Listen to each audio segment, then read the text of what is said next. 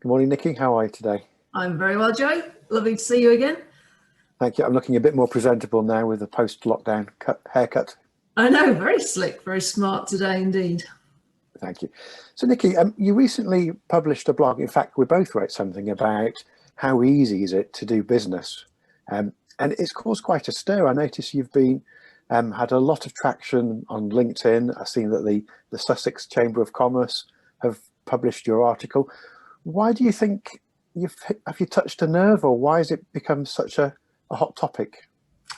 Do you know, I think it's because it's not something people ask themselves on a day-to-day basis when you're running a business. I think you assume that, you've got it all right. And, if you've got it terribly wrong, you're going to hear about it pretty quickly. So, I think a lot of businesses just kind of keep going with the way that they're working. But I think actually, in seeing that article, what's happened is the last 14 months has made everybody challenge the norms of what we're doing. And I think it's kind of that natural progression really for people to think about, well, how easy is it for consumers to work with us? Because as consumers ourselves, we're looking at other businesses to make it easy for us.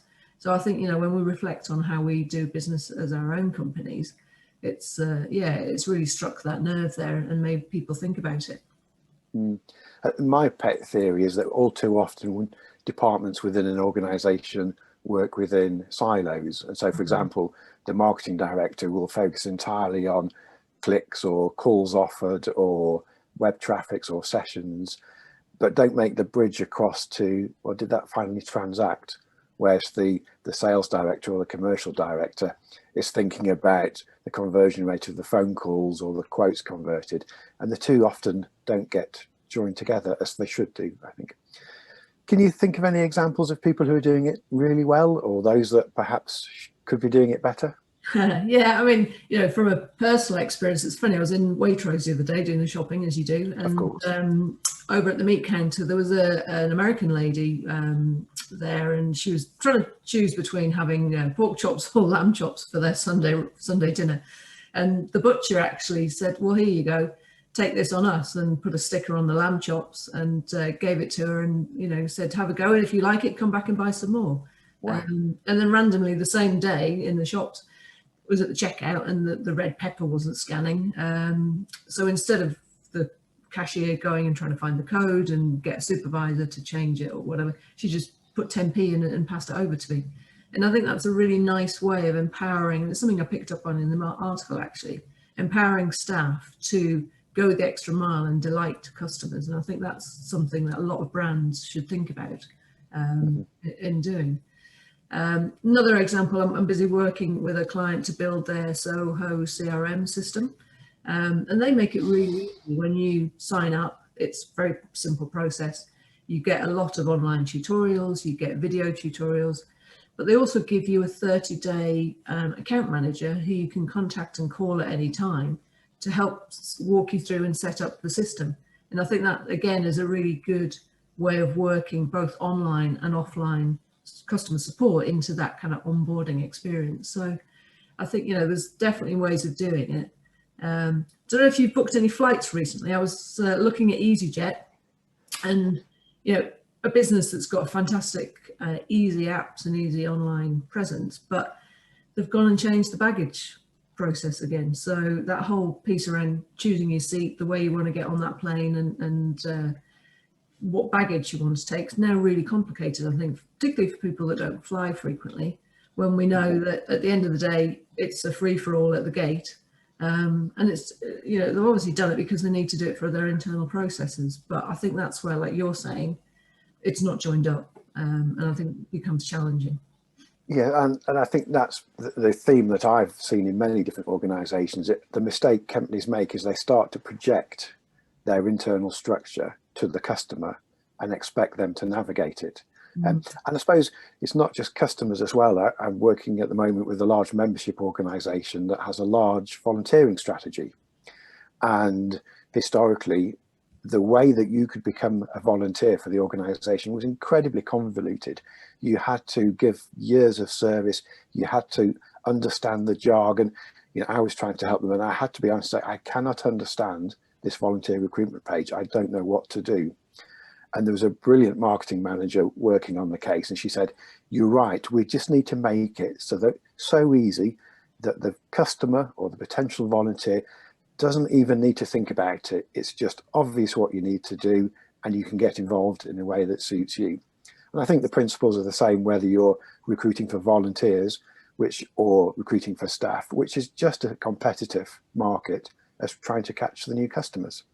Yeah, you're right. I think actually what I can see is that startups have got it right because they haven't got that kind of like blocks on blocks on blocks of kind of building a process or having to adapt to legacy systems that don't necessarily work right now. I think it is so important to take that step back and take a review of your processes on a quarterly basis, even maybe, particularly SaaS businesses that are online, that you put out a free trial, but then you whack up a credit card paywall that clients have got to go through, and that's a massive turn off for me. I don't know about you. You see it and think, I'm not giving you my credit card details. Oh, I hate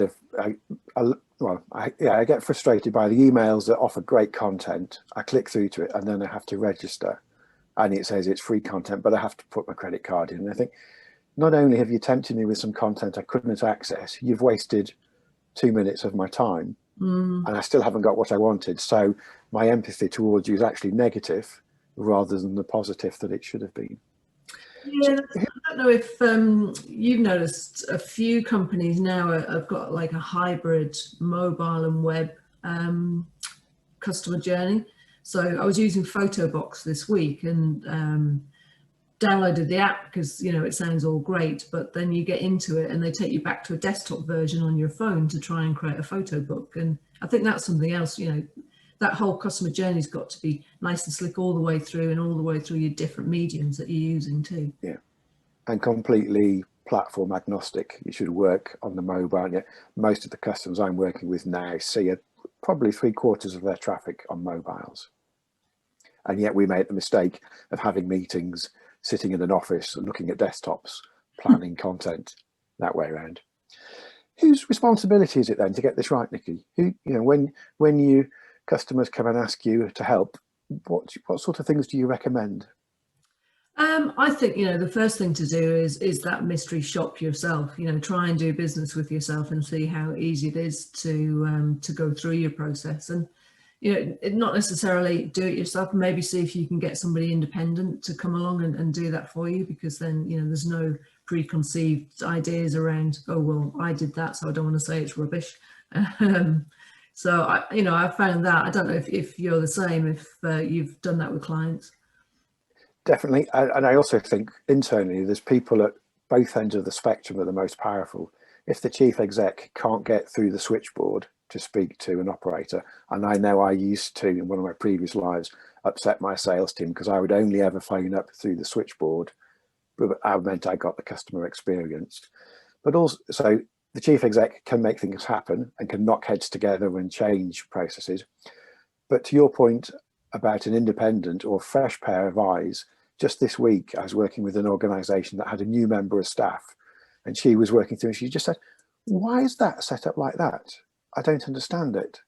And of course, over time, we'd become indoctrinated or blind to what and assumed what we knew, everybody knew.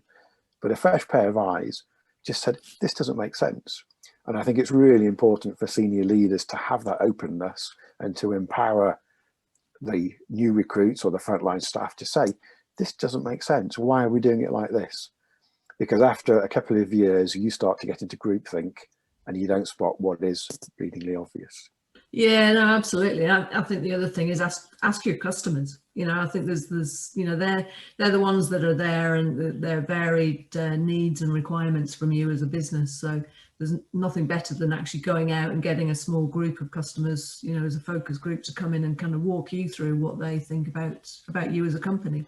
And you learn more than just about your processes then, I think. Well, it seems that between us, we've caused a stir, and I hope that we're generating a movement for good. I hope that we're helping our relative clients, our respective clients, get better at being easy to do business with, because that's good for customers and it's good for business. How do people get in touch with you, Nicky? My website, so Nicky Mac Consulting, or through the Sussex Collaborative. And if you want to speak to me, I'm Joe Lynch Consulting, or through the Sussex Collaborative. Yeah. Thanks for your time this morning. Yeah, and you, Joe, and let's hope we can continue making a stir on this and make life easier for everybody. I'm sure we will. Good to chat. Cheers. Bye-bye. Bye-bye.